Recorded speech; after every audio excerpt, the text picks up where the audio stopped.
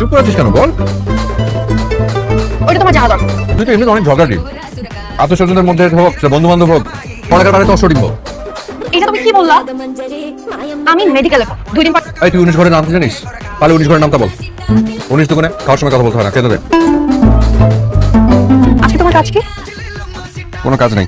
Good, তাহলে বাসা যাবে এখন আমার সাথে। খাবার বাড়িতে পাঠিয়ে যাবো, তুমি সব। তোর খালার বার্থডে পার্টিতে আমি কি করবো? আর তুমি তো খাবারের জন্য সব জায়গায় যেতে পারো। তা ঠিক, ঠিক আছে, টাকা দিবি তাহলে আমি যেতে পারি। এই যে যখনই টাকার কথা বলি তখনই চুপ। তুই টাকা দিবি নাকি আমি কেটে পড়বো? দিব না না, বাকির সাথে আমি নাই। আর পরে দে, দিয়েছে পরে দে। আয়। কি বলি? দাদি, এই নাও তোমার হিরো। জোর করে ধরে এনেছি, এই জন্য আমার 1000 টাকা গচ্চাও গেছে। মানে এই হিরো প্রেমে এত ডুবে আছো যে আমাদের কারো গুণ তোমার চোখেই পড়ে। আমরা কি কোনো দিক দিয়ে কম?